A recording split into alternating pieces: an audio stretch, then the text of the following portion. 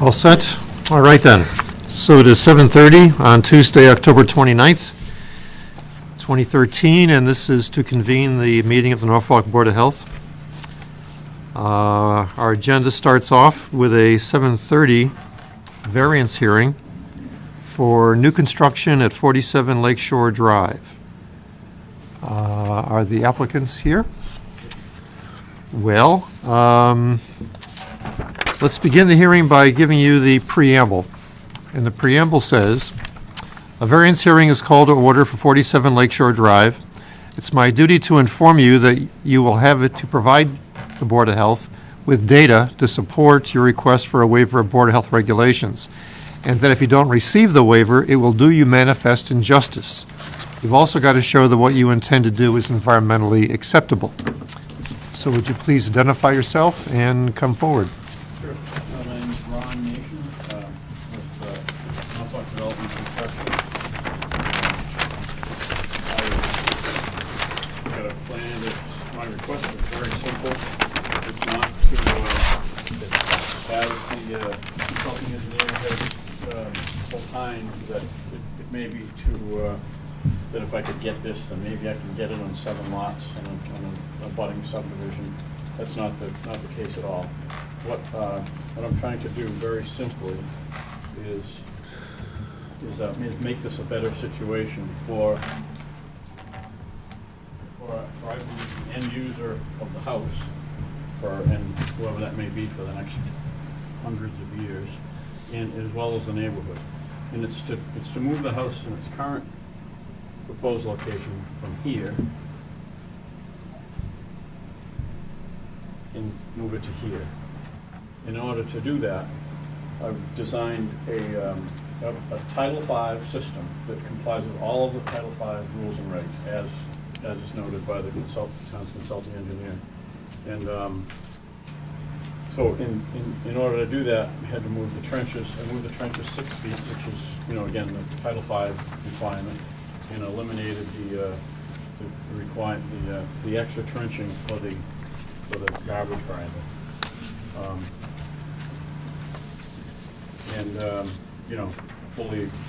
Fully aware that I would, force would have a deed restriction. One second. I have a microphone for you to talk into so folks at home can hear you.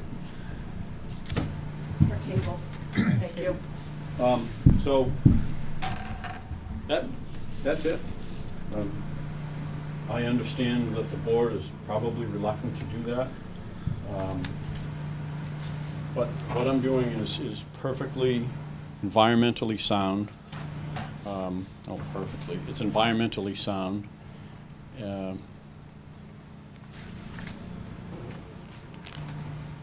Well, let's be clear. You have a currently approved Board of Health plan. Correct.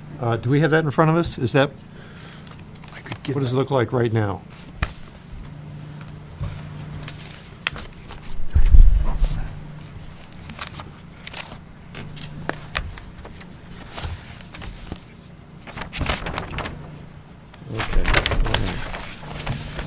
My name should be on that, on the corner.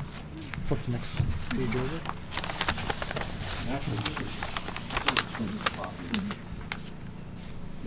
All right. So here it is. It's about here. So essentially, you're moving the house toward the center of this triangular lot as opposed to being off to Correct. this lower left-hand side, Yep. which has been approved already. Yep. The house moves 30% further away from the property line on your left hand, Yeah. and just under 50% further away from the road by doing that. Again, not looking for any relief on the Title V system, just on the 2 items in the local regs, which is the garbage grinder and the expansion the spacing between the trenches. And it's not to save money, as the consulting engineer points out as well. I've spent more money on applying for the variance than I would save on the system, clearly. And that's it. Just trying to do a better job. And the reason why you're making this move is just to center the building? It's to allow the building to set back further from the road, and possibly, and more than likely save trees and vegetation, and to allow it to sit further away from the property line.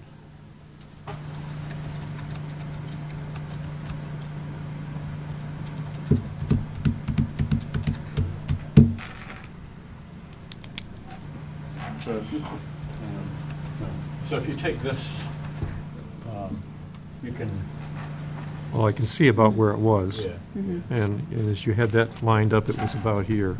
Exactly. Yeah, the 2 points are right on that 10-foot line. So you're moving it there.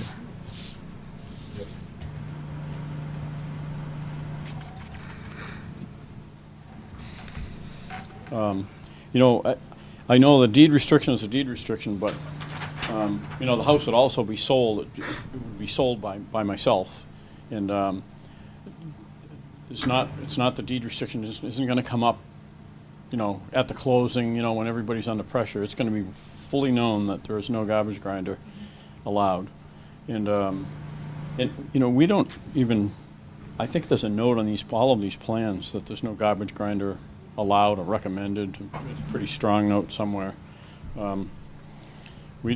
I build houses. Most of my houses that I build, Hopkinton, Holliston, I don't put garbage grinders in. People don't even want them. They just put their stuff on the trash, and I know, and I'm sure you've got history, out there of that occurring, but people using grinders, but.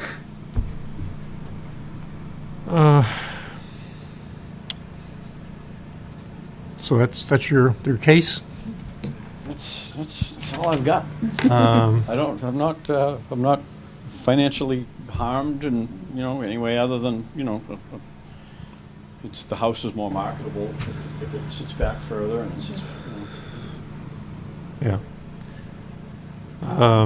Now, presumably it was designed where it was to account for the state and local regulations. Exactly. And now what you're doing is essentially saying, all right, let me move it and allow me to vary Yes, sir. from the current regulations. Yep. A one-time deal. I have no desire to come back. I wouldn't come back. This is a unique shaped lot. All right. No. Well, let's hear first of all from our consulting engineer. Wade, you've sent us a nice report. Oh, thank you. Describing, I think, your position on this in some detail. Do you want to add anything, or would you like to just summarize what you sent to us in the letter of today? Well, I'll summarize it. But you do have before you a lot that has an approved on-site septic system permit, and it's designed to meet the local and state regulations as required for all new construction in town. And there are many new construction town coming into town, and we have subdivisions that are coming into town. And the difference between the plan before you and the approved plan is that the distance between the trenches are wider. They're 10 feet apart. These are 6 feet apart. And the approved plan is designed for the use of a garbage grinder, and this home isn't. And the difference between the two is a 50% design requirement.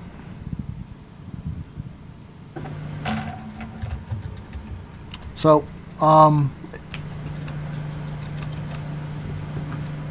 as I said in my letter, if this variance was granted, you'd be setting a new standard. Because it's not going to be the first variance request coming before you, because I've been asked this particular variance request, how I felt about it out in the field during perk tests for other developers. And it is a cost saving, maybe not on this particular lot, but there'll be other lots they could save a bundle of money if they didn't have to design for a garbage grinder, because it's a lot more excavation, a lot more material to be brought into the site to accommodate the garbage grinder. Mm-hmm. So this is kind of like a small little wedge into your local regulations. Because as Title V states, which I mentioned in my letter, This is new construction, Title V variance, and what the applicant needs to prove that he loses all beneficial use of the subject property. Yeah. And that's what he has to prove to the Board of Health. So it depends on how much you want to regulate your local regulations. In the past, when my PSC's tenure as the Board of Health agent, an earlier board did grant the distance between the trenches to be state distances, other than the standard 10 feet. And that saved the particular project a substantial amount of money for the PVC pipe they had to build to make the system bigger.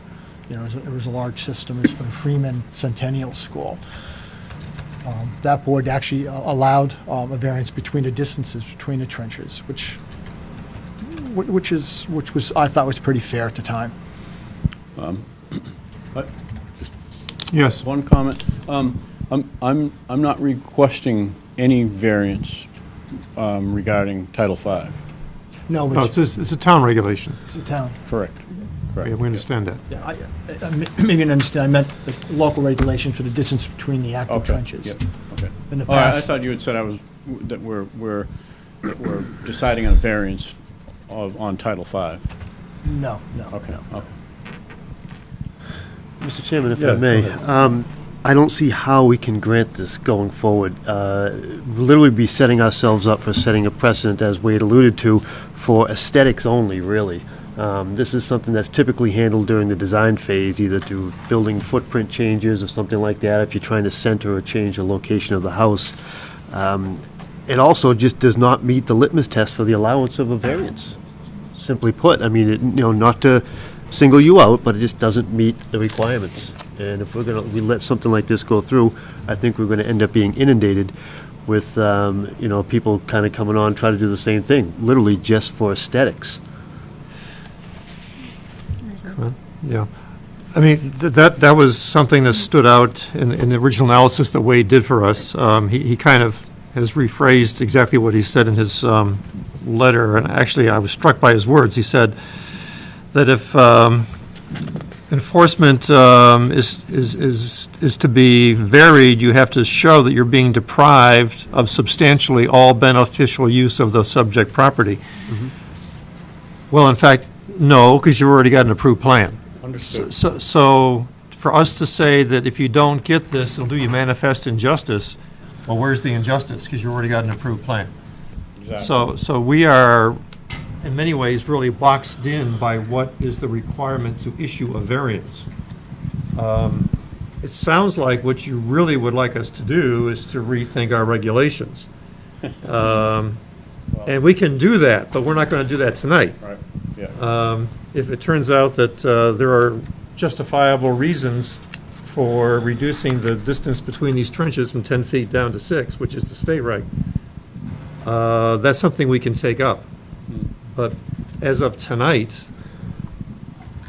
I have to agree with my board members, fellow board members, we just don't have any basis upon which to grant a variance because you haven't shown it'll do you manifest injustice. In fact, there's nothing suggesting that at all in what we've got in front of us. Right.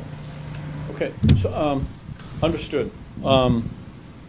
So am I hearing that the board is considering, I mean, I assume this is something that's come up in the past, the 10-foot. I think that was something that's carried over from a previous consulting engineer or a previous health agent in town, or? Well, it's been on the books for a while. Yeah. You're right about that. I'm saying decades Yeah. it has been on the books. So it's not new, Is- certainly. But I mean, is that something you're considering changing, or? Well, not before tonight, but No, the question has okay. now been raised, and so, we can certainly do that.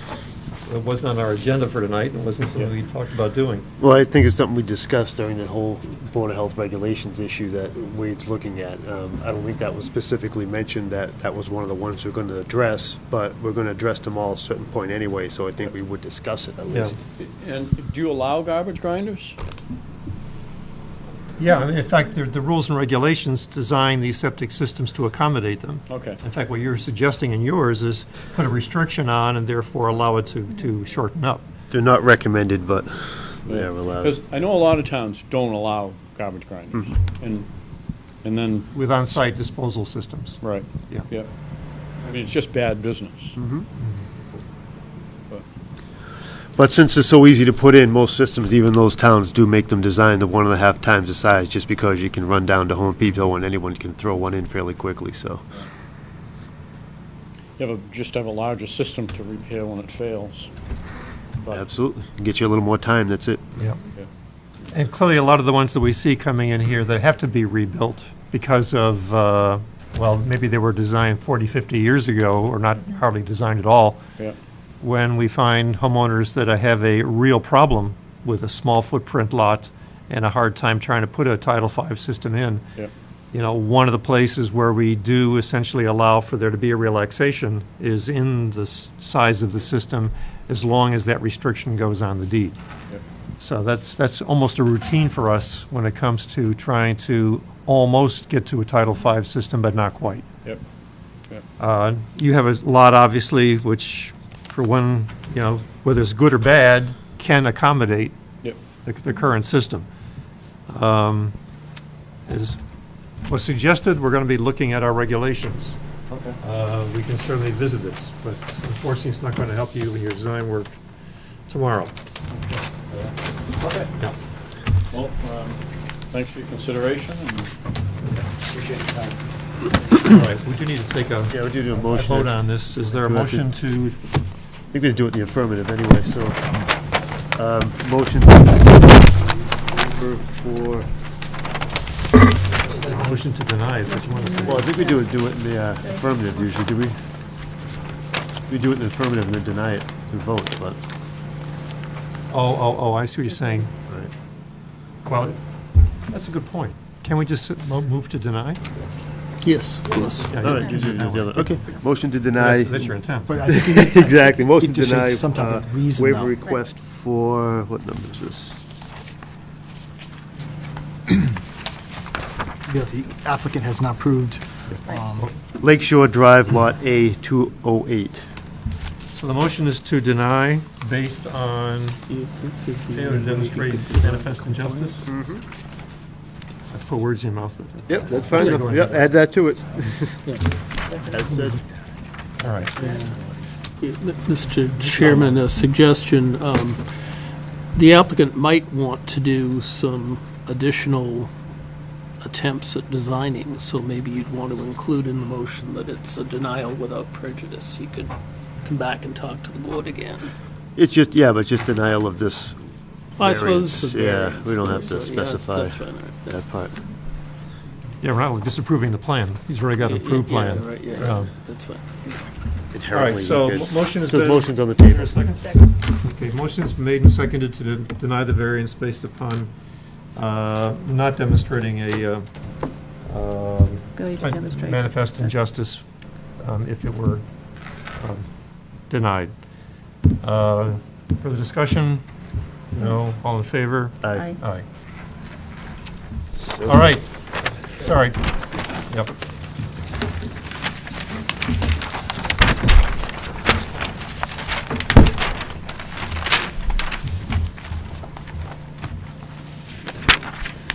Wade, this one's yours. excellent, thanks.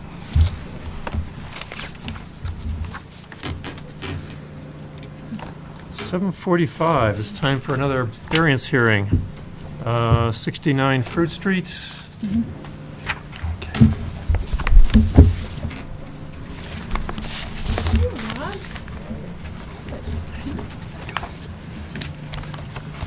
Thank you. Before you start, Bruce, I got to read the preamble. Variance hearing from Board of Health Regulations is called to order for 47 Lakeshore Drive. I'm sorry, scratch that. 69 Fruit Street.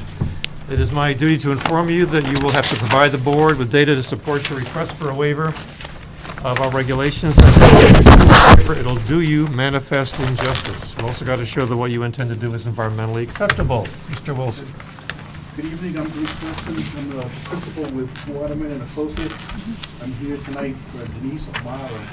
We have a septic upgrade that we're trying to do in order to sell the house. in order to get the system to fit into the property has somewhat of a limited backyard and some grading issues. So we're here tonight to look at a local upgrade approval for the depth to It's for cable. Yeah, it's on. local upgrade approval to allow for the depth of groundwater to be reduced from 4 feet to 3 feet.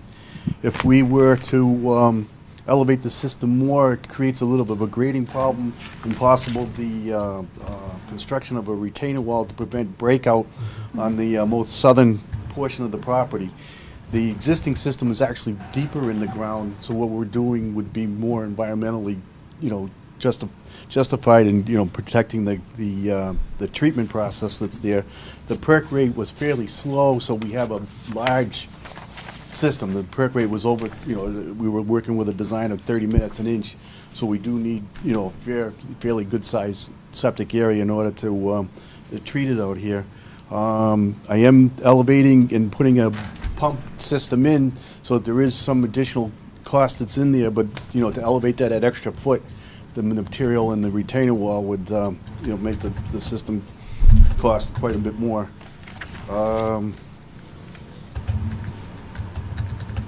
Was able to get the system to fit so that we, can get the grading to, fit on the property without doing a lot of tree cutting. For the most part, it's a pretty basic system. I'm using an infiltrator system. Got the well that's on there, so we're maintaining the proper setback from the well. So we're working in that particular area. I don't know if any of the board members have any questions. I know Wade had put a nice letter together that kind of explained everything pretty good there, and we were in constant contact throughout the whole design process and went through different scenarios and what to do and how to get this to work without making it too costly. Yeah, Wade, another very thorough letter. Do you have anything you want to add or paraphrase at this time? Well, no, it's pretty straightforward. I mean, the area on Fruit Street, a lot of the lots on Fruit Street is tough soils, really slow, percolable soils. When a lot of the houses were built back then, models wasn't part of the field exploration, so you're going to find a lot of them probably being pumped up higher. And to give relief to the homeowner on aesthetics and cost, they want to use the existing sewer line, existing size of their tank, and they're going to pump up the system, and they want to just put 1 foot lower. And as I said in my letter, environmentally, it is a better system what's there today. And 1 foot variance to groundwater isn't, it seems to be a common variance request. But I did have concerns with grading in the back, something that can easily be worked out with the design. Also, I was questioning, there's 5 criteria that had to be met through Title V to allow 1 foot to groundwater variance. And one of the 5 criteria was no constraints on neighboring wells. And since I know the area has a lot of wells in the area, I just confirmed with the engineering company that they did do some type of survey to find out that the neighboring wells aren't encroaching by this new soil absorption system.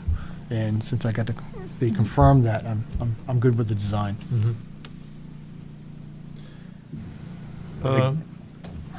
Question? Yeah, the grades in the back of the lot that's falling away from here, I don't see much on here besides the 199, the 198. Right, it's fairly flat, and the grade continues. That 198.5 breakout grade there, we're going to actually. He asked me to add, with the final plan, a couple of spot grades, but the grading can happen. It's out there. There is, that the property is fairly flat back there, so it won't create a breakout issue. And that request is more for the contractor working out there. I mean, this is a wooded area, and to cut the trees down, it's substantial cost, and it also would change the configuration of the lot and the privacy. And if it needed to be cut, I mean, I want it to be on the plans, not coming from a verbal request during an inspection period.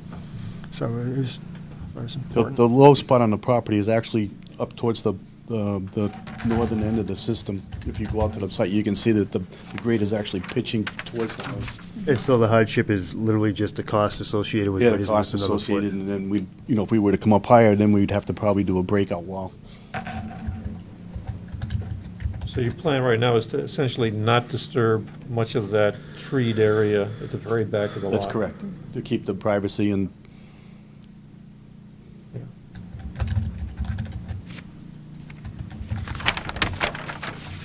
Wade, in your letter, you suggested, once again, we should put the no garbage grinder request in, and I hope that's not a surprise, Bruce.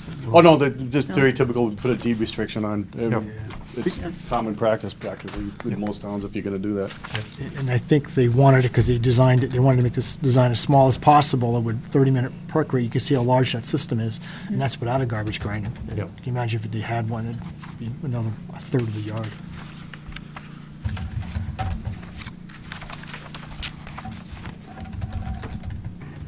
All right, other questions on the board?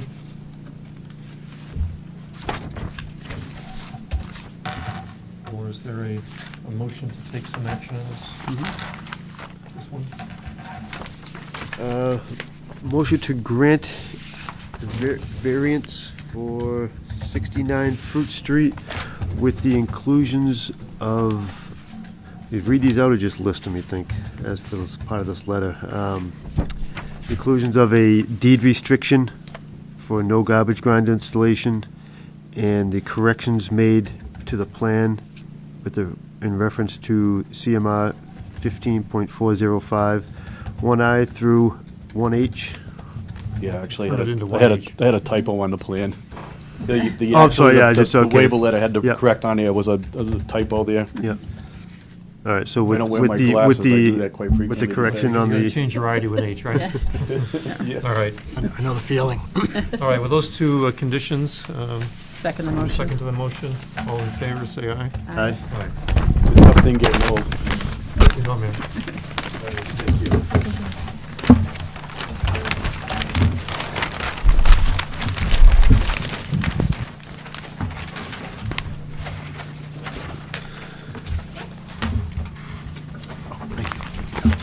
Hey, All right. Well, we got a couple of minutes yet before the next one. It's not a public hearing, it's just a discussion, Oh, so you don't have to all wait. right. Well, in that case, are the interested parties here to talk about 6 to 12 Rockwood Road? what is that? Well then, come on down. And do we have the microphone so people at home can listen in?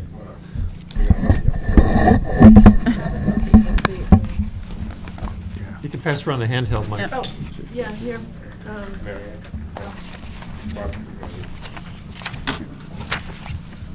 That's Rob. We didn't hear for a formal discussion. So, for the record, it's been a while. I'm Rob Truax of GLM Engineering. This is Mary Ann Blue. She's the potential client, the applicant, or what's Bob Bocelli. So, what we're here to discuss, I guess, is the building downtown, right here in the center. I forget, what is it, 6 to 12 Rockwood? As most of you probably know, it's half of the building's been vacant for some time. So Mary Ann's come along, and what she'd ideally like to do is put in a cafe with about 30 seats into the building. We've been out to the site with Wade, did some soil testing. There was some testing done 12 years ago, and then there was some testing done about 4 years ago, and they conflicted, and we went out and did our own, which actually matched the testing that was done 12 years ago. Actually, kind of combination of both. Yeah, so, It's strange. you know, there's poor soils in the back. Perk said the design rate's 30 minutes an inch, 42-inch water table down in the back. This is just a little sketch of the site. Thank you. So, basically what we're up against is, if you look on the right-hand side, it gives a breakdown of what the existing building is and what the proposed cafe would do, which would be, would come under restaurant, which is fast food. Can we Well, if you- orient which side of the road and where we are? Oh, Exactly. Well, Rockwood Street's on the bottom of the Yeah, paper. yeah, all right. So that's the front of the building. Okay, where's the railroad tracks from here? Your left hand. Okay, these are the tracks? That's the track. Okay, okay. You know where you are now? Got it? Back of my hand, man. Yeah, all right, I'm fine. I didn't, maybe you didn't recognize Carlson Circle because we never go back there. We don't know the name of the street. Okay. So if you look at it, we have the dry cleaners on the end, which is a little over 1,500 feet. We have the existing convenience store, which is just about 2,000. And then we have the empty space, which we wouldn't be renting. And then we have, so that's a total of 5,000 square feet of retail space. And then that comes out to about 252 gallons a day for a design flow. And then if we took the 30 seats, we'd have 20 gallons a seat. That's an additional 600, 852 gallons a day. Minimum design flow for a restaurant is the system has to be at least 1,000 gallons per day, the system design. So it'll be a 1,000 gallon a day system for the whole building.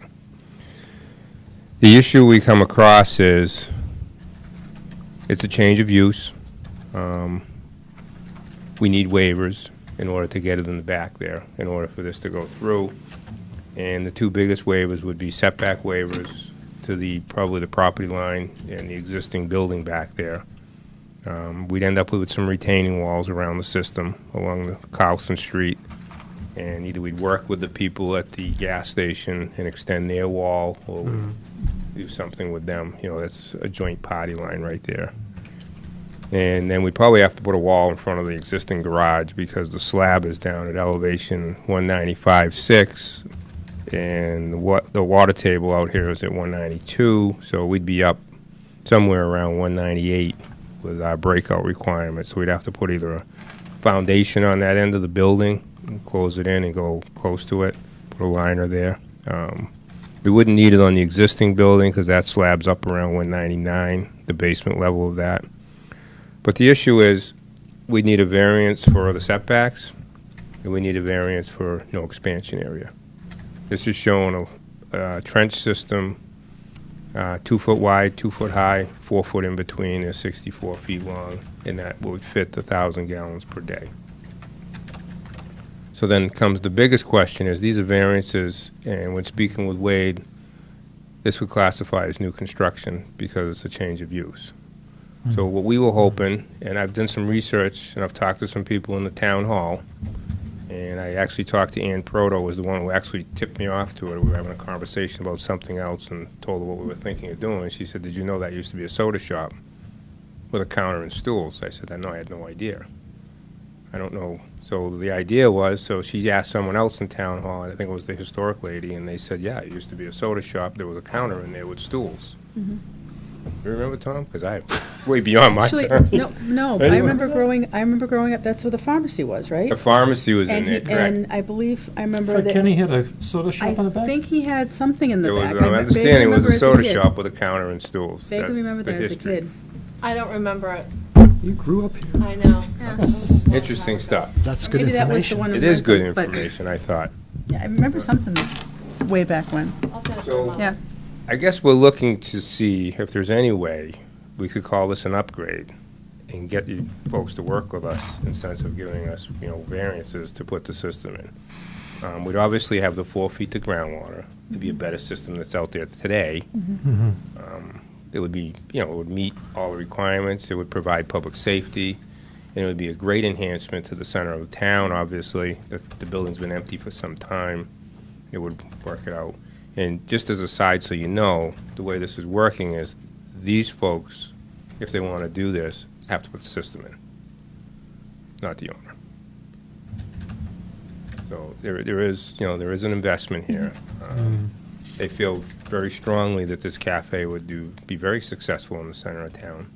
It would be a good asset to the town of Norfolk. They feel it would do very well. But we need the cooperation to be able to call it an upgrade. So I don't know if maybe that being a soda shop had stools there, that we can say it was a restaurant, and we're just upgrading, and we can get the system in, and we can get the variances. Otherwise, we go into new construction, and then if you can still grant the variances, however, then we gotta go to the state. Especially if, I don't know how they would look at it, I really don't. I've never done that, to be honest with you. I spoke to Wade on it, and his feeling was, maybe they would give it to us because it's the downtown area, and they'd like to see it get enhanced.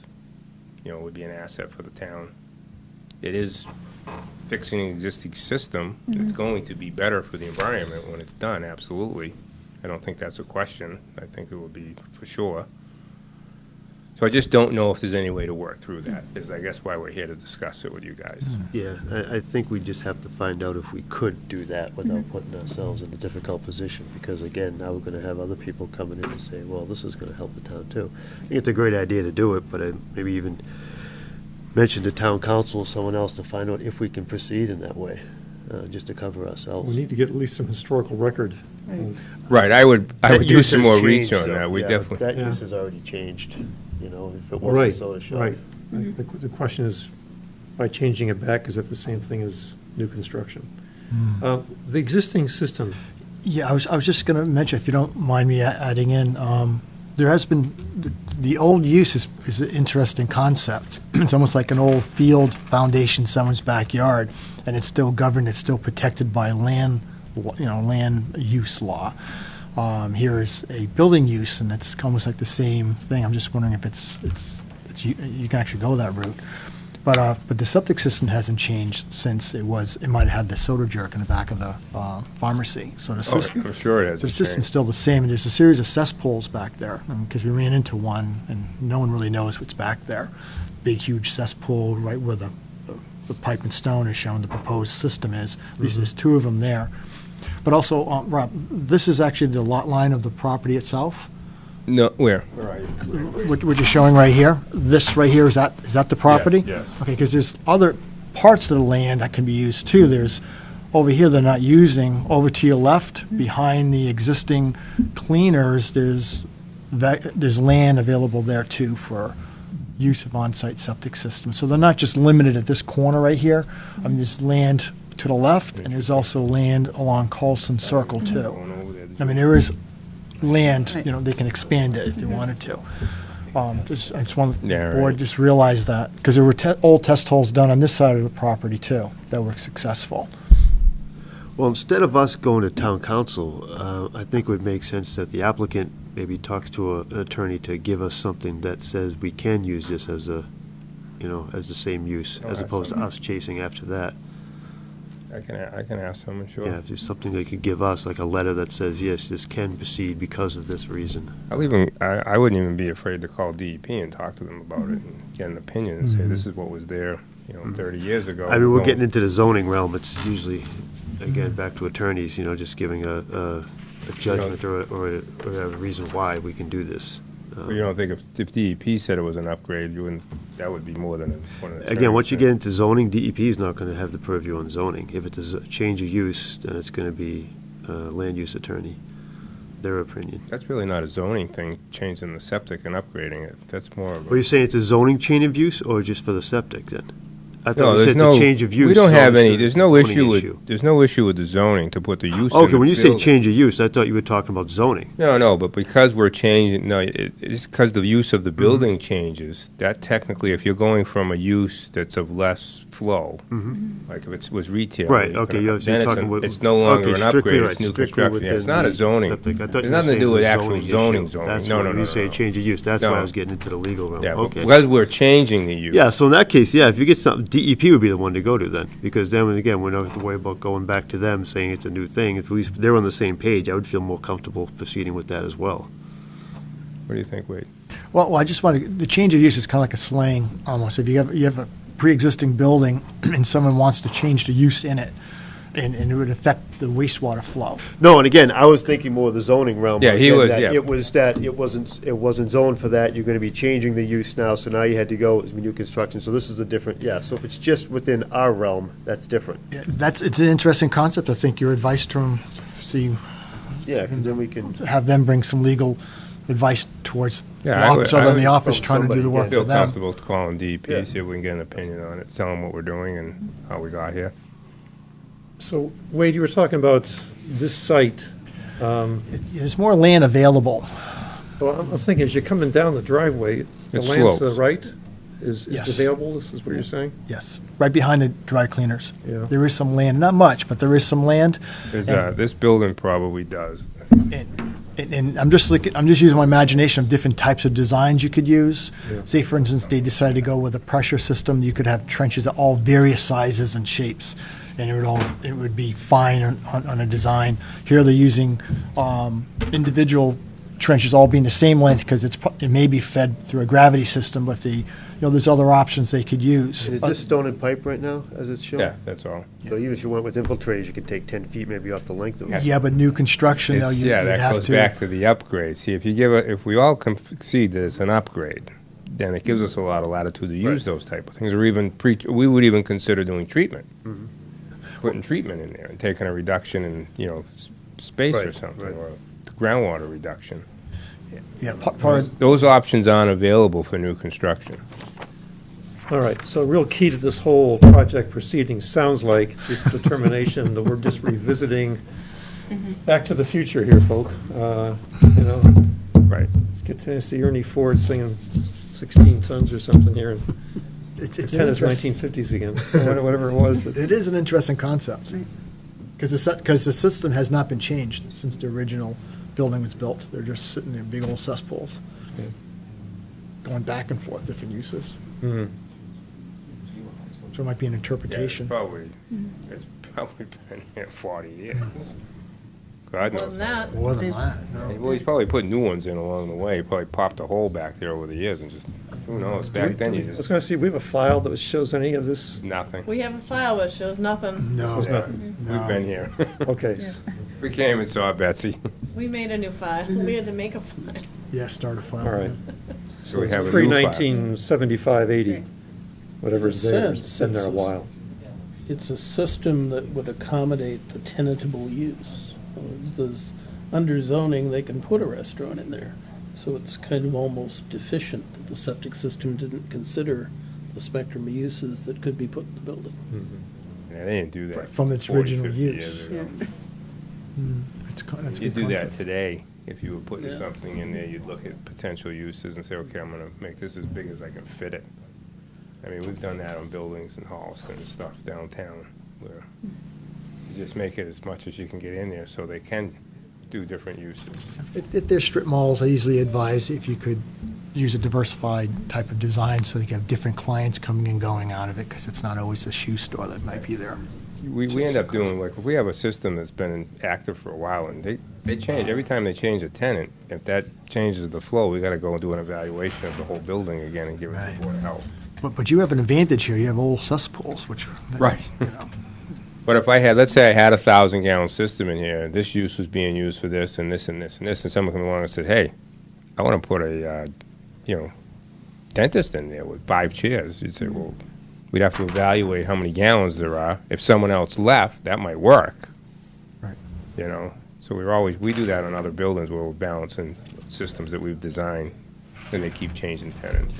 But what you're proposing tonight is a volunteer upgrade on Yes. existing uses that the building had, Correct. and seeing if the Board of Health would go along in an agreement that the old practices that the building had would be considered existing use.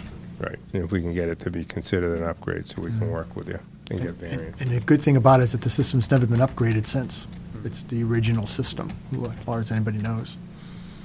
I mean, there's been test holes with our predecessor, and he's been around for 20 years. I mean, he's been around for a while, so nothing's been done No. since there's Bill been- Domi there's was been working in nothing here. I know that just by done. looking at the old No. records. Bob's been out there snooping around, looking in the buildings and the plumbing, and nothing's been done.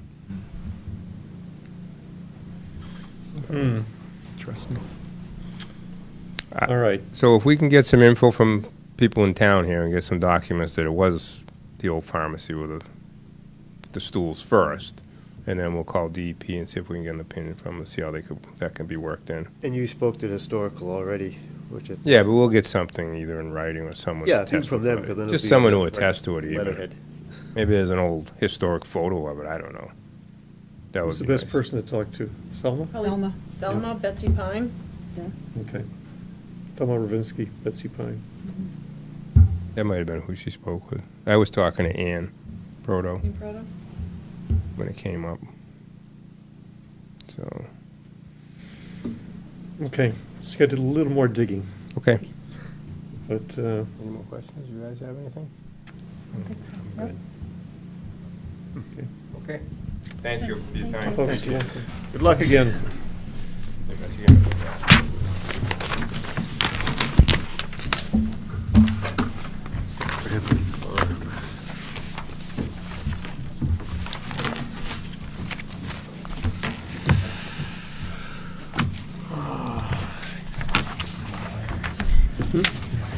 No? Okay, it's about 8:15. Let's start our agenda list. Brambley Farm update. Do we have an update? I went there last summer's on the property, was September, I believe.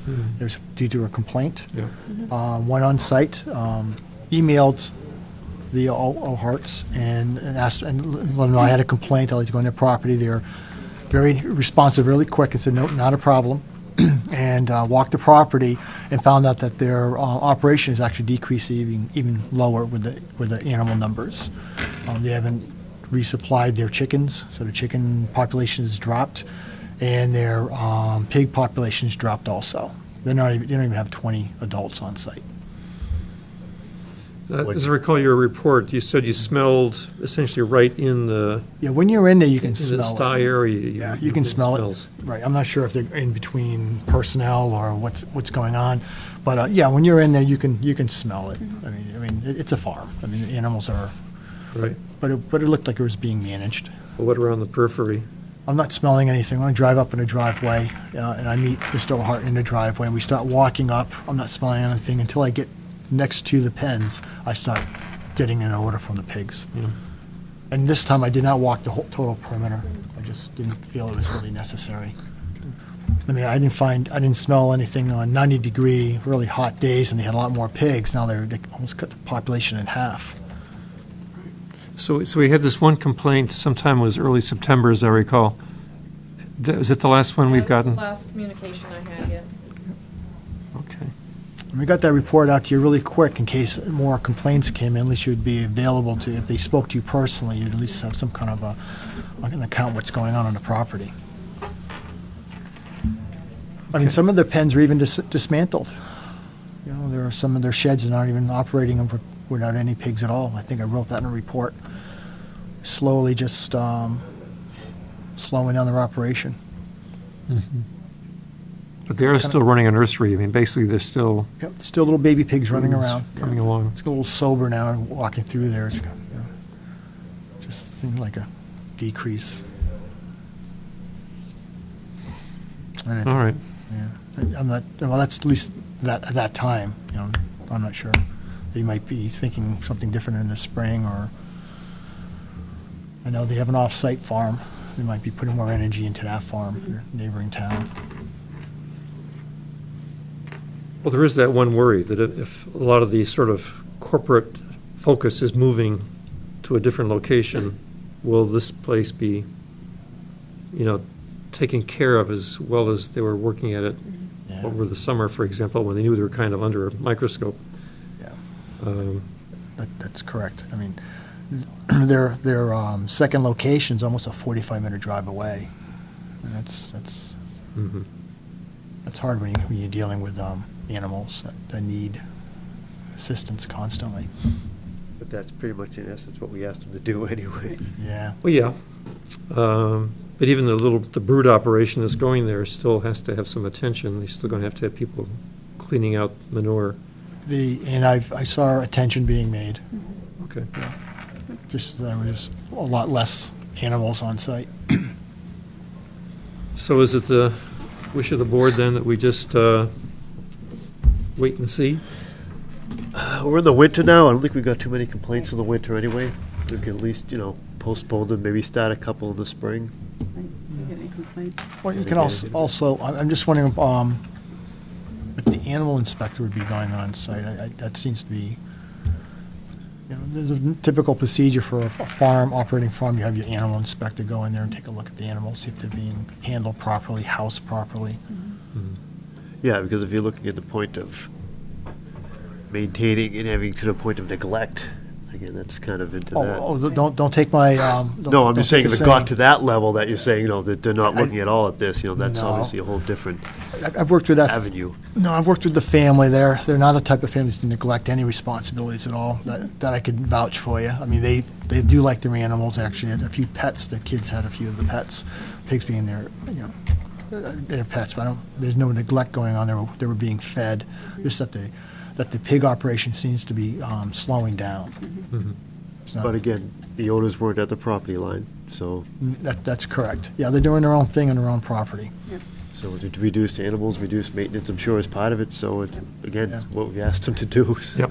All right, well, let's, I hate to say declare victory in this. No. We don't want to say mission accomplished, but what we do want to say, at least what we all agreed to way back when has happened. Right. And so it's possible that that plan is actually working, and let's just hope that it continues to work. Well, I think the people you're dealing with too, they're intelligent people. They kind of know what's going on, and you can see between the lines. Yeah, okay. About the draft Norfolk Board of Health on-site sewage disposal regulations. Since it actually has come up already once tonight. I think it's good because you can start thinking. Well, these regulations I'm actually trying to remember, I reflect- don't think it wasn't addressed, I don't believe, to change things like separation between trenches, was it? The one thing I did not change was, I didn't offer to change, it was more for discussion between the board themselves, was the garbage grinder, because there's so many homes and so many subdivisions going on that I figure that it's a decision that the board should make and maybe think about it and even talk among yourselves. The benefits of having it and the benefits of not having it. Typically, a garbage grinder isn't the most, it's not the best thing for an on-site septic system, but if you require it to be in the design, then you're almost encouraging that type of practice on the home. But then the other half would be the Home Depot and the Lowe's Right. People weekend warrior, they can put one in themselves, and then they would have a premature failure. Yeah. Especially the higher-end stuff that's being built, is there any sign anybody's actually installing these things in kitchen sinks at all? They could be, sure. Yeah, they're designed for it. Yeah. A lot of times they'll put it in because they're designed for it. People do like it. That's what I hear. That's a good question. And if you have the right maintenance, it will work. That's correct. If you don't pump out the tanks. That's correct. You brought a really good point, because with garbage grinders, there is an annual pumping requirement. If you do have a garbage grinder, you should be pumping your tank annually. And if you don't have a garbage grinder, then the state code says every 2 to 3 years, recommended pumping. And that's what was alluded to. If you have this field 1.5 times the size, but you don't maintain it, Right. all you're getting is, solids are going out to the field and blocking up. So all you're really gaining is a little more time before the field's safe. It doesn't matter what size your field is. You're just getting correct. more time. That's So- correct. And it's also debatable, too, about the size of the tank for a settlement aspect. And reading the code, I myself interpret it differently than other people interpret it, and that's a little debate itself. The tank should be larger. I personally, I think the tank should be larger. They should also be No, I do. sized accordingly, like the field is 1.5 times. So you have more detention time, more settling time, so the solids aren't going out to the field. The whole thing is you're adding more solids into your septic tank than you normally would without it. The problem is because of the way the garbage grinder works, that it's producing such finely divided material that it essentially flows out as if it were liquid state and it doesn't settle down. No, I think it's you're adding more solids into the liquid, You're into just the building it wastewater. up quicker. So we'll just get more And organic matter. And it needs more time to settle. You have more of that floating in You that don't pump it that out, tank. it'll build up, get to the thing, and pop right up through the pipes. And it's got a detention time of 48 hours, and it's still trying to flow and settle down, and you're pushing more water through, and there's more particles going out to the leaching area.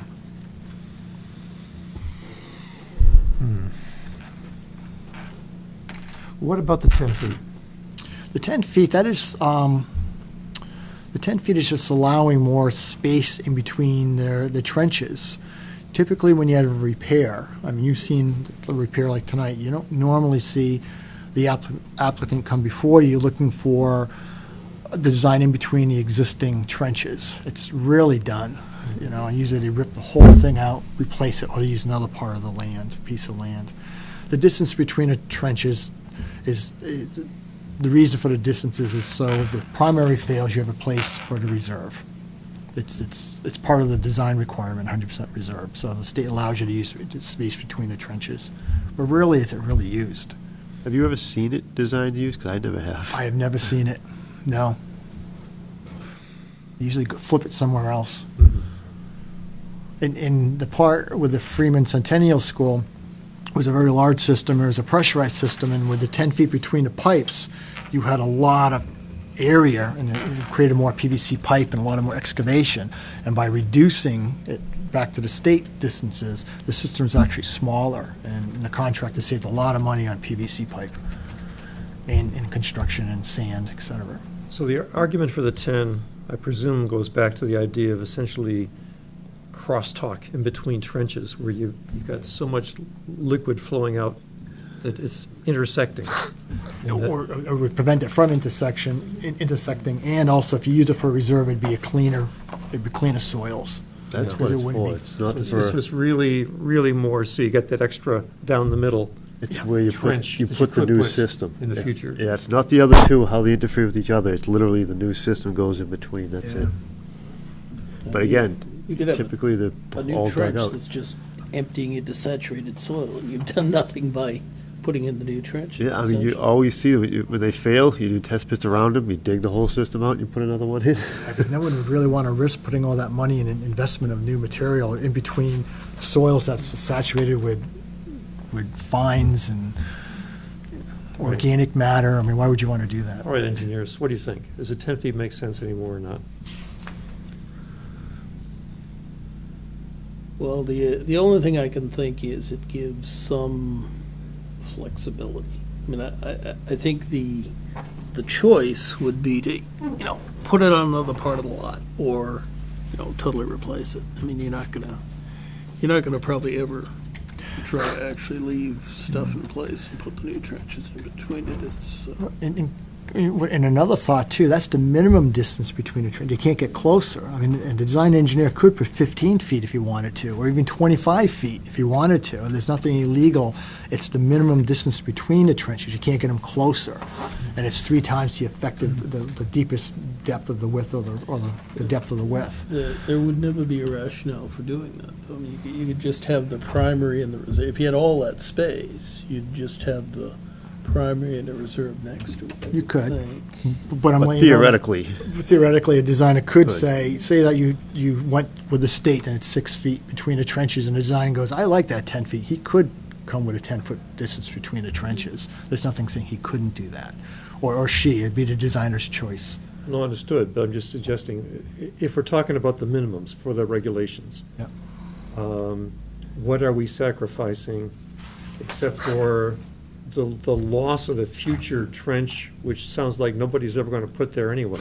Never saw it done. So then if that's really not an important consideration, what other benefit is there to having your trenches 10 feet apart? I can see more disadvantages than advantages. Yeah, I mean, we're causing all kinds of footprint issues like this guy's do you encountering. find this in other towns, that they do have the higher, because I see it, not often, but I do see it, that they do have that. I don't Experience. think it's a terribly common local upgrade, no. I've worked in 3 other towns, and the distance between the trenches has never been an issue or a concern. It seems like the previous consultant always had a kind of a factor of safety in mind when he made these regulations, kind of Mhm. above and beyond. Yeah. And it kind of alludes toward that, maybe belt and suspenders, maybe not needed, Well, It doesn't seem like it's a real factor of safety, though, because it's really not, it's not applicable. It's just, If you replace the sand in a full dig out and you've got 10 feet, you've got a little extra. If you do that little cone down there, you'd have a little extra ability of sand or even storage in there, Yeah, if you have 10 feet, you save a 3 foot, and then you'd have, 6 on each side. It would avoid a 5-foot overdig if you used it with trenches. Maybe that's the reason why we put a reserve between it. You may, you could probably, it's because you had it closer, then you would have to take out the old trenches because you need a 5-foot overdate because of the awful material that was left in the system, in the ground by the failed system. That would be one reason why you may want to have the 10 feet. Disadvantage would be that if your system is bigger, that means it could be encroaching more private wells in the area, and this town has a lot of Have private another, wells. design issues. Yeah, setbacks and everything. Setback issues and stuff, yeah, and extra piping used for the system. Something to think about, ponder about. The big cost these days is sand. And anything that reduces the amount of sand, septic sand. Yeah. And people have a tendency to use the plastic units now. The times has changed also, material has changed on design criterias, and you get more linear feet per square feet with the plastic units than you would with the pipe and stone. In other words, you can use less space with a pipe, with the plastic units than a pipe and stone, so it's more desirable. And they're like 3 feet diameter, and you just wouldn't want to put them between trenches. And that's being used in new construction, what we're talking about. No, we're talking about repairs, like tonight. But I'm seeing sort of elaborate-looking structures going in Yeah, new you can use construction, those, too. you can use those for new construction. They're approved for. You can use them in new construction, but you also have to show that that the land could support a conventional Title V system. Right. And that's But what once was. you've done that, then you can still use Right. this new technology. Yes, correct. That is correct. Which shortens up the Correct. dimensions. That's correct. I wonder if they thought about doing that. I talked to the design engineer you mean on Lake Shore? Yeah. Yeah, They were looking for width, not length, it looks like. They were trying to squeeze them together and not trying to shorten them. So now granted, if you dip, without the septics, without the garbage grinder, it could be a little shorter, but he was trying to squeeze out the distance between them. So you still need that 10 foot between them, but he was, so he's not gonna get that same distance. I think the length wasn't an issue as much as the width. Yeah, the length wasn't an issue. You had almost, Right, so that's all he's gonna save on those is the length. almost like 30 or 40 feet extra length to play with. But that's something, So you could switch it to 2 trenches. Well, I think, we've seen it now in a situation where it had an impact on a design. And if it doesn't really have a lot of justification any longer, because people are simply not using that space in between current trenches for rebuilds, then maybe this is a regulation whose, I don't know, time has come, and it's become anachronistic, and we should think about making the systems more efficient use of the space. Do you agree with that, Jim? Yeah, I obviously want to look into it a little bit more before we lop it off. Yeah. But I think we have to discuss that with all the others as well. I mean, the predecessor was forward-thinking in some of his ideas, and before we just say, yeah, let's get rid of it because it doesn't work, we'd like to look into that a little bit, see if there's anything else behind it, beyond just the, like we said, putting in a trench in between that they never do. So, but that's the reason why you have space between the yeah, trenches. there's the reserve space, but it's to note there's something else there. I mean, the reserve space that shows up on these plans isn't necessarily between trenches. It could be in other places, too. You could have a separate reserve area. Yes. Right. Which is pretty common in a lot of instances. But it shortens the field work time. You need 2 holes and 2 perks per leaching facility. So if you put your reserve in another area, to go out there and do 2 holes and 2 perks to support that system, and also support your primary. But if you put your reserve with your primary, then the minimum 2 holes and 2 perks. So you're dealing with 2 holes and 2 perks versus 4 holes and 4 perks. Okay. So the state kind of the code kind of encourages it to go with the trenches in between. It's more desirable design, in time at least. Yeah. No, face value, I have no issues with just going to the state standards on it. Right. I mean, I'm hearing from folks who are going through, trying to sell a house and going through the whole system upgrade. So they're talking about $50,000. Right, but now the space in between a repair is a state. And it's only new construction that the local regulations require 10 feet between trenches, only a new construction. Right, right. So if the people that you were talking about during a repair, the distance between the trenches probably wouldn't have mattered because they're dealing with state. And on repairs, they don't have to design for a garbage grinder. Right, no, I understand. We're getting the minimum system, well, generally. And if the repairs typically are using the plastic units too, so they're shortening the system as much as possible. So they might be running into some tight soils and the cost of the industry itself. Well, there are all kinds of design issues as well. If you're talking about older houses that, require pump-up systems and all kinds of other things to work, those price tags are gonna, they're substantial. Yeah, yeah. Well, with installation, then there's a required maintenance with some of the alternative technologies and pump systems and stuff like that. That's a significant consideration. Because there's one that was as high as you mentioned, Tom, but it was a gravity-fed system. It wasn't even a pump system. It was a gravity-fed system. It was up that price. The soils were just so tight. I think they were 59 inches 59 minutes per inch.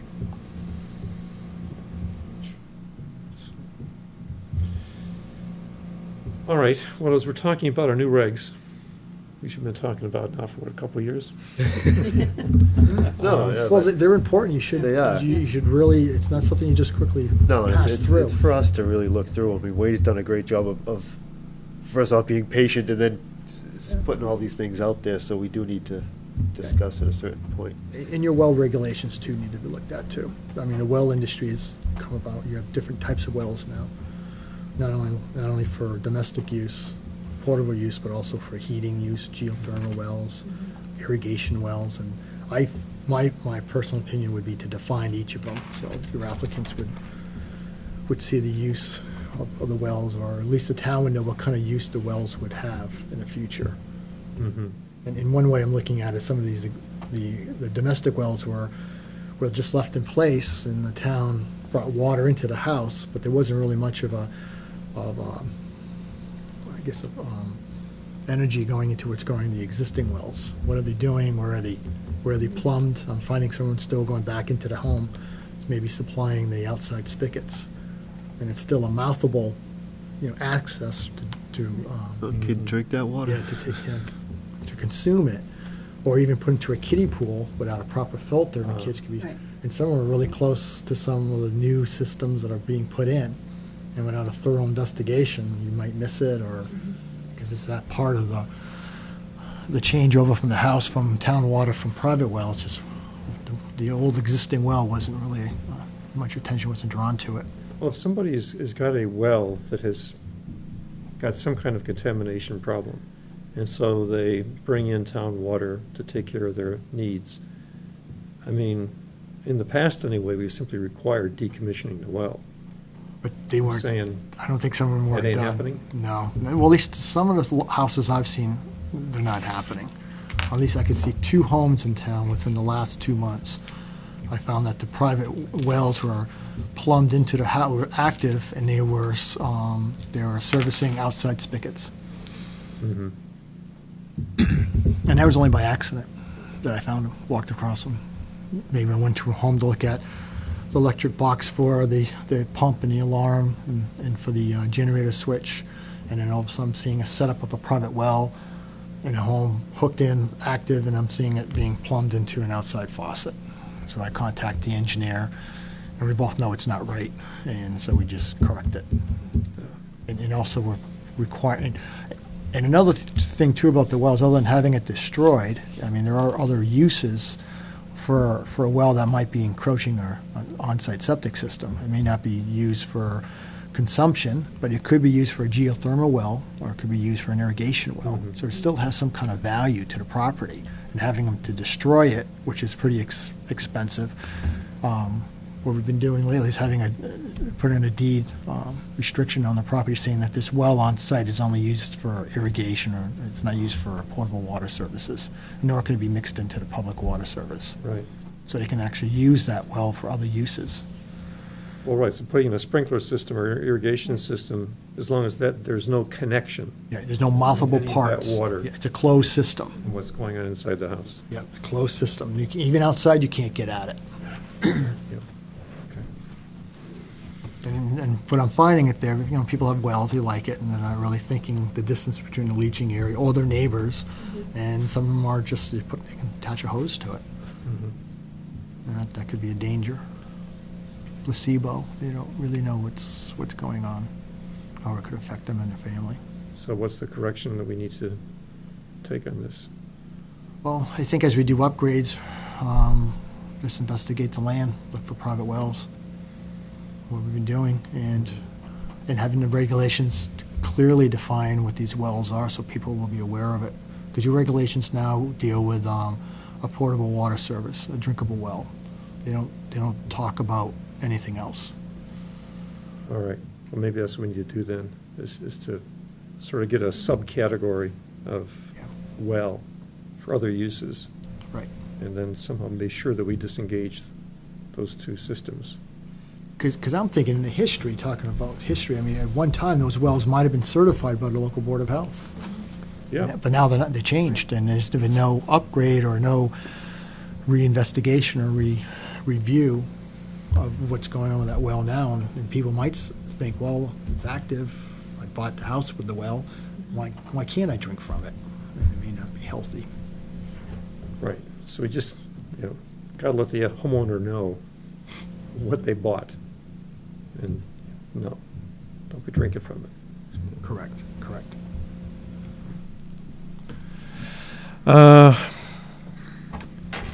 Season, December 2?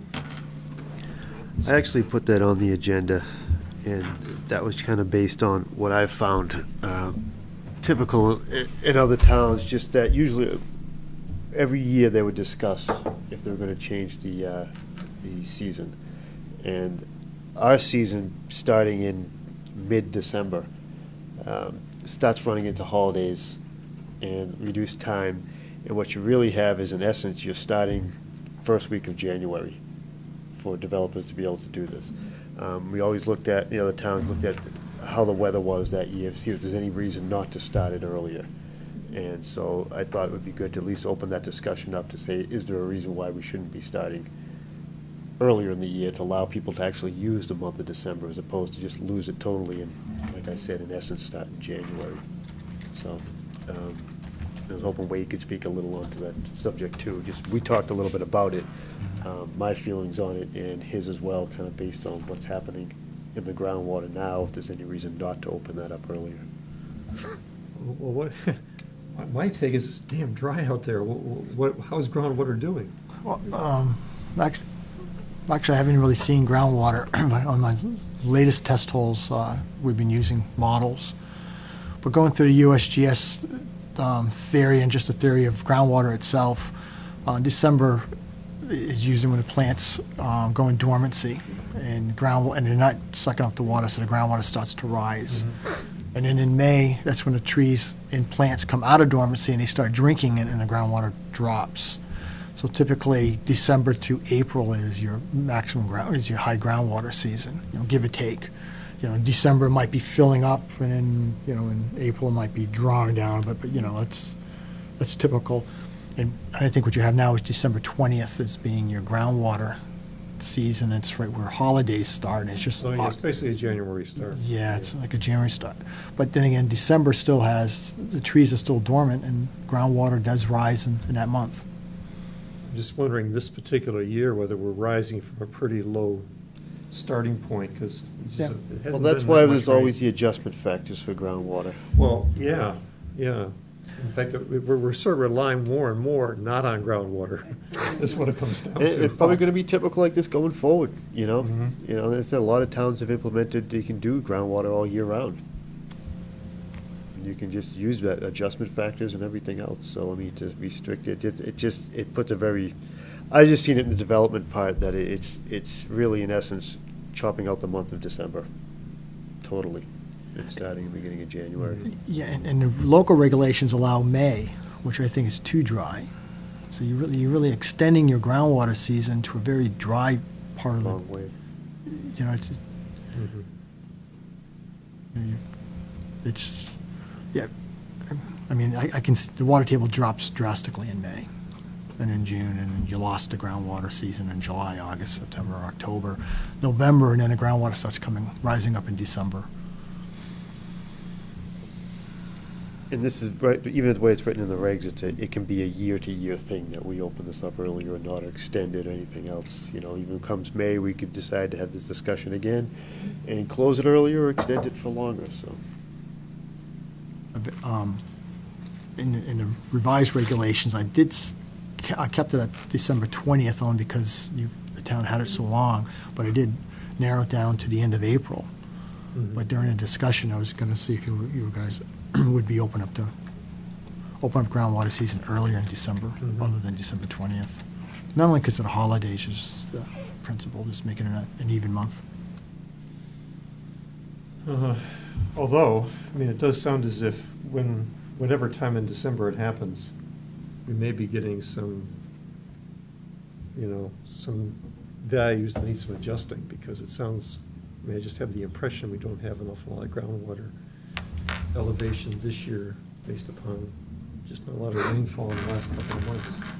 I mean, this part of the state is in not a drought, but certainly in a dry time. We're undernourished. Well, I can give you one example. There's a company that wants to develop on Pennacook, and I was out there in June with them, and we found that the soils on Pennacook actually is divided into two different layers. The top layer is really tight, and the bottom layer looks workable, and they can't get at it because groundwater, it's saturated with groundwater, and that was in June. So the engineer told me, well, I'll come back, maybe, and I told him, try August or September, when groundwater's lowest. And I didn't listen to good advice. He wanted to come back in October. So we went out there, did his own work in October, and found out the groundwater is now, that area is now saturated again. He can't do any perks. And he said, well, what I'm going to do is I'm going to put a pipe in it, monitor it, and we'll go back out this Thursday. And I said, well, you're really fine, you can do it, but you're not going to find any results because groundwater typically is going to be rising now. You should have done it in August or first week of September. You missed your chance this year. So he did contact the office, and he canceled this Thursday because he's not finding the results he needs to be a successful perk in that second layer. Because now groundwater is starting to come back up. The trees are losing. The reason why the colors are on our trees is because the trees are starting to, Right. stopping their fluids going to the branches and into the leaves. Well, it sounds like in that case, maybe you've got something like a perched water table if it's really dense. That area, no, I think the perch water table is up in the higher first level. There's high models in that land. I never really got that deep. I've seen some past results. I was there before with a engineer. He only used a rubber tire machine. We only can get down like maybe 3 or 4, maybe 5 feet, and the water was coming, and he stopped. Never really got down to like a 12-foot hole. And when we examined it, to my surprise, there was 2 layers. And the bottom layer looked a little more sandier than the top layer, and the soil evaluator agreed. He just needs to get there to prove it that it is workable. But it was waterlogged as well, right? Yeah, it's waterlogged. Okay. So that said, really, was the reason we looked at opening it up Yeah. just a little bit early. Well, there's nothing preventing us from doing so. If, the trees are shut down and groundwater is coming back, it does sound as if an awful lot of our final decision-making isn't based on where the water is anyway. We seem to be relying more and more on where the models are telling us the high groundwater can be historically. Correct. So, do you want to make a motion? Motion to commence with groundwater testing season starting on December 2nd of this year. Okay, is there a second? Second. Any further discussion, Wade or Tom, on the pros and cons of this? I think it's a safe bet. In that case, all in favor say aye. Aye. Aye. All right, December 2nd it is. The RFP for engineering services, bids are due in another week, 11/6, 3 PM. So we need to vote to extend our current contract to accommodate that That's correct. deadline, Yep, we should be in good shape by end December of 1st. November. All right. So is there a motion to extend the PSC? I'll motion to extend PSC's contract to 11/30/13. Second? Second. Discussion, all in favor, say aye. Aye. Aye.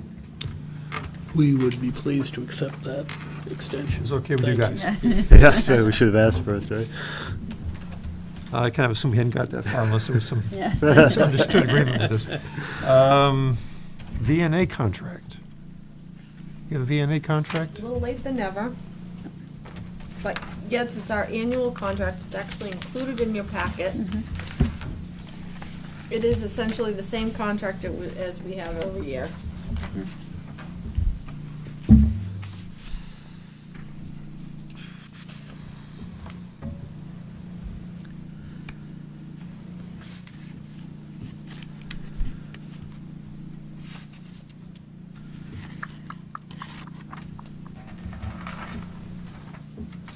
And it's going to cost us $2,575.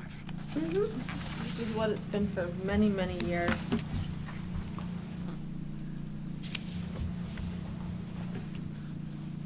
Which means they must be making the money off insurance because they're not making it off us. Right. I think you're probably right.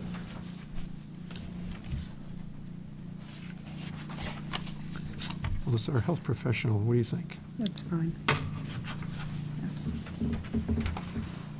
Just make a motion to approve. I'll motion to approve the VNA contract for fiscal year 14. Second? In favor? Aye. Aye. Okay.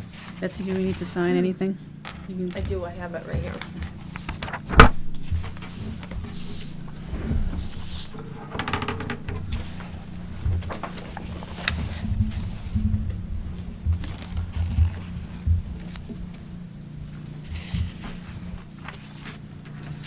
What cost of that contract to pay for that new TV right there? Do they just want Get nervous. one signature? Because that's how it looks like. Is that how it's set up? Yeah, so it's probably just leave it for chair. We can all, I can sign, you can have, Maybe just We can add sign some both. additional, yeah. Just squeeze it in there. yeah, we'll have co-signatory here. We have some other vouchers to sign, Betsy? Sure do.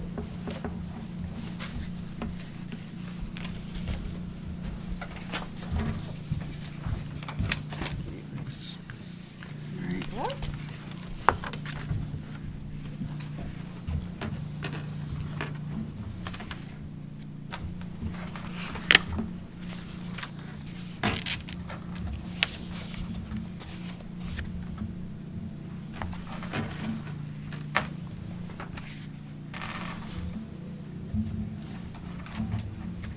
Today is the 29th.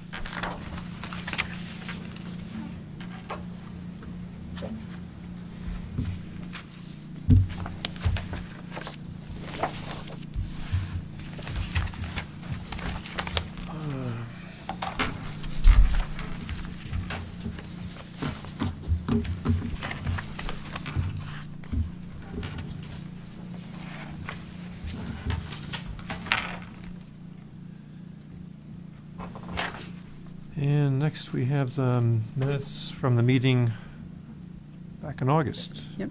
That was our last meeting. We skipped September altogether. We did.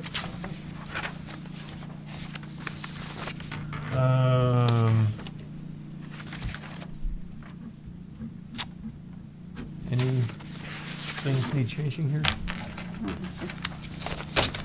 I guess just you and I are Yeah, going to wasn't be... it that Yeah. So I'll motion to accept the meeting minutes Right. from 8:29. Have a second, all in favor? Aye. Missed it.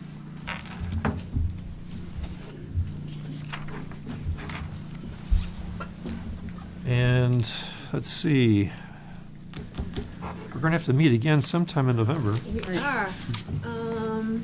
What about the 19th?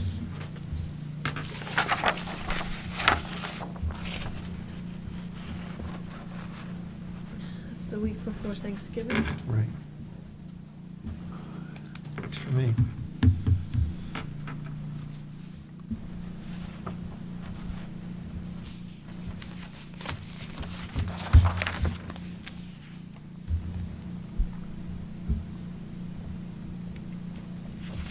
That works for me.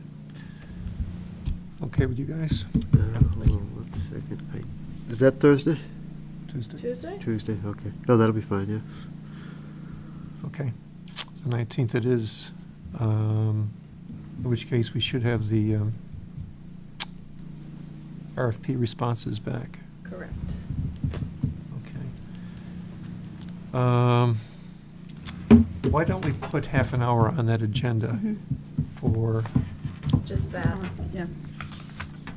I'm thinking also a half an hour for the regs. Okay. We need to nail this down. Mhm. Yeah, with regulations, I'd recommend to read it and just absorb it. Maybe take existing versus proposed. You might even have your own. But we need, this implies some homework. We do need to take a look at all that you've done. I'm giving you some immediate feedback. That was a year ago. So, yeah, we need to take another look. Mr. Chairman, there is a new business item. The board received this letter today from the folks down at the medical office building. And the issue is that we've signed off on the local application, but because that property is within an aquifer protection district, they have a loading limitation of 440 gallons per acre, which they can't do, or it can go up to 550 gallons per acre with a nutrient reduction system. So there are two options open to those folks. One is a recirculating sand filter, and the other is a land aggregation plan where they gain control of some abutting land, and they are pursuing both of those. Their preference is to go with the land aggregation as opposed to the recirculating sand filter, but both of those add-ons have to be approved by DEP, and because they're not sure which way they're going, I don't think they have formally filed with DEP at this point. What they would like to do is install the components of the system which are not likely to be changed by the DEP review, which is the standard tanks and the soil absorption system. The nutrient reduction elements are all after that, so DEP would be unlikely to look at the soil absorption system or the position of the septic tank or whatever with respect to their review of either the land aggregation or the recirculating sand filter portion of it. Their objective is to get the site buttoned up before the winter. So that would mean putting in these components because they're underneath the parking areas. So they'd like to go in and put those in and then pursue the DEP solution after that. Obviously, they can't occupy the building until the DEP approvals are obtained, but in terms of construction scheduling, they'd like to go ahead and put in portions of the system. So this arose today, fortunately, because Wade and I both felt that it was appropriate to discuss it with the board before just saying do it or don't do it. So Is this a gravity system? No, actually, you may want to take a look at it. Excuse me, Tom.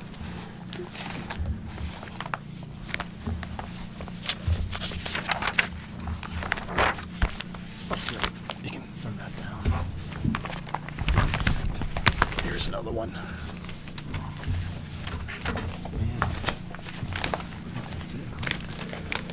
And I asked simply so if they do go with the sand filter, they don't have to worry about the drop in head across that for gravity. They can just make that up for the pump. They don't have to change the inverts of the system or anything like that. Correct, if they go for the additional land, No, the sand filter. Oh, the sand Yeah, filter. they with the sand filter, they could still dose the system based on the pump. They don't have to worry about the inverts changing with the gravity system or anything like that. correct. What you have before you is the recirculating sand filter design, which was approved locally only. It's a two-tier permitting procedure where the state also has a chance to take a look at this and approve it. Talking to site design professionals, he did not go ahead with the state approval yet. So I asked them, when are you going to? And that's where the two decisions are going to be made, if they go for aggregate land or they go for recirculating sand filter. Oh, So technically, there's really no, the current design is the sand filter. yes, sir, yes, sir, yes, sir. The aggregate land, is that contiguous with this property?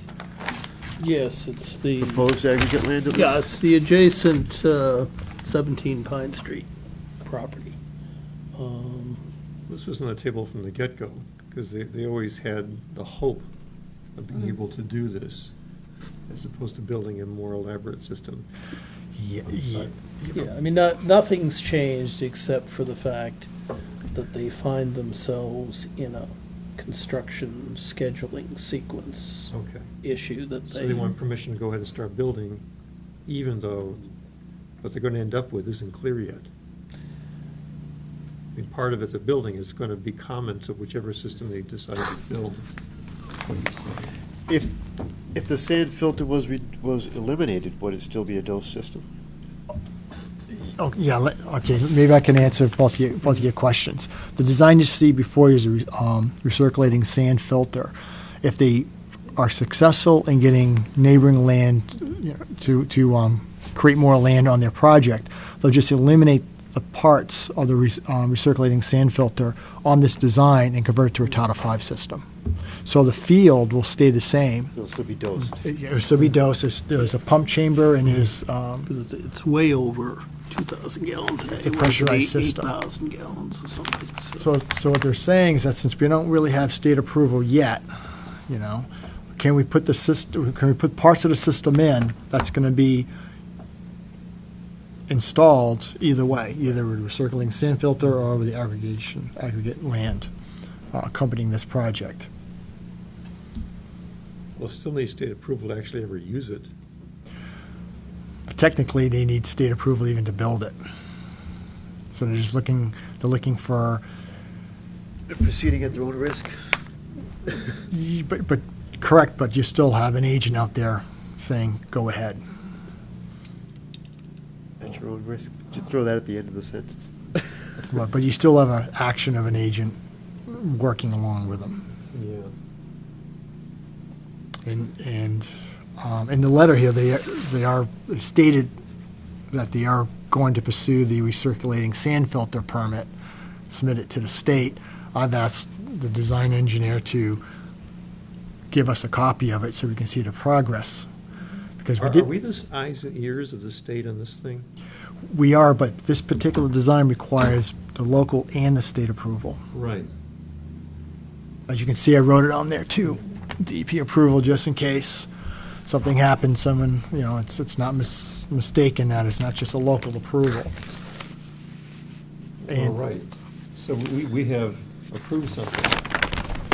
in anticipation that the application would continue on with the state approval, Yeah. and we approved it in August, now it's October. and the application didn't go to the state yet. So I was a little perturbed on that. I think it may have to do, there's particular problems with the adjacent property that will take a few months to straighten out, I think, before that land swap or aggregation could take place. My thought would be is that perhaps we should have a letter clarifying that they're proceeding at their risk and holding the town harmless from any claims as a result of their proceeding at their risk, which we could draft something maybe for your signature, or we could send it out under our signature or whatever, but just to kind of get that on the record. They have verbally acknowledged that, but it's not really in the letter that they wrote, so.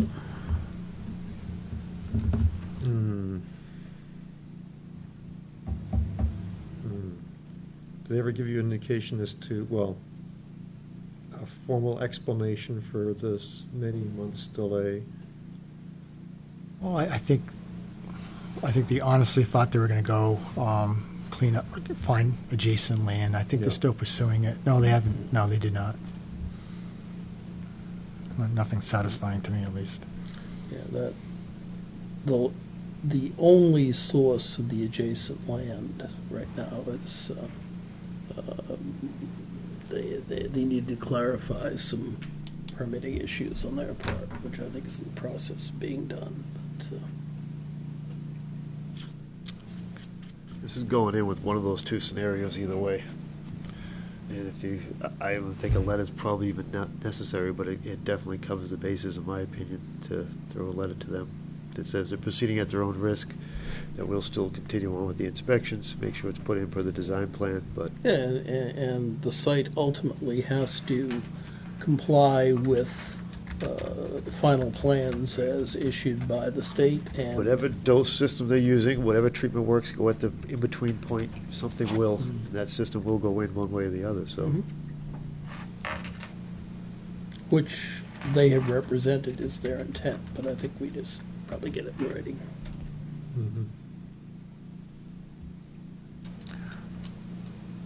Out of the both scenarios, the leaching facility will stay the same. That's what I mean, the And with dose that pump system, chamber in front, yeah. so no matter what goes between that pump and that field to treat it whatever way DEP comes back and says it right now, most likely a sand filter, but if something had to change, something could go between it because it is a dose system, so. Well, if anything changes, it'll be up here, up in the side of the building, in the rear of the building, which Let's they're say not that going to build. Whatever happens, that field will be staying there, Or same just, elevation. Yeah. Correct, that's correct, that's correct. So either scenario, that's what they're planning on using. That's why it's somewhat of a safe bet. You know, I'm just, myself, just working with permits, of just, why the stall? I mean, it's not that big of a deal setting them up. Bobby, they have their own time certain thing created because they can't occupy the building until they get the state permit, so. There's nothing here that DEP is gonna deny. Not in terms of the components they want to put in, no. All right, who's going to negotiate this letter? We- Why don't we prepare it and we'll send it to the board members and we'll figure out who's going to sign it and that type All of right. thing, so. Let's proceed on that basis. When are they looking to put this in? Well, they actually asked for an excavation inspection today, and I We're said, not gonna meet again Sounds until. and they said no. So that's a good question. So and talking to the design engineer, I said, I'm not gonna make any move until something comes in writing, some kind of agreement comes to. Maybe the board could delegate to the chair the final sign off on the letter. Leave it up to the chairman whether he wants to sign it or have us sign it, whatever works. But Well, in terms of what's going to be in that letter then, Mhm. could you just give us a 1-minute verbal on of what? course, yeah. The letter will say that, and I'm thinking of probably having a signature line for the owner to sign it as a matter of acceptance.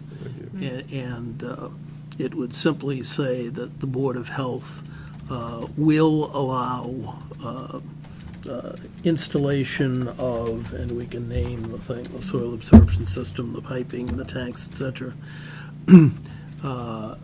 But the applicant should be forewarned that any changes in that system, as required by DEP, must be implemented prior to any occupancy of the building, and that they are proceeding at their risk, and that they hold the board, the town, and its agents harmless from any claims that may arise from their proceeding at risk. We can polish the language, but that's fundamentally it. You're on your own if you do this, and there's no comeback against us. What was that? Yeah, maybe at the beginning say, honor your request as opposed to will allow, just so we know that Yes, that request right, went yeah. forward by In them. response to your request. Yeah, something like that. But beyond that, yeah, I'm absolutely comfortable with you doing that, All Tom right. signing. All right, and that's what we'll proceed. Should we take a Well, vote on Now, that? do we do an official vote? You want- You probably should vote to authorize the Yeah. chairman to sign, so. So you're gonna sign, you're gonna I'll read it? sign I'll Okay. sign for the board. All right, so Excellent, yeah. motion to allow PSC to draft a letter to Compass Development in regards to the installation of the septic system at Pine Street, and for Tom, the chairman, Tom, to sign for the board. Second. All in favor? Aye. All right.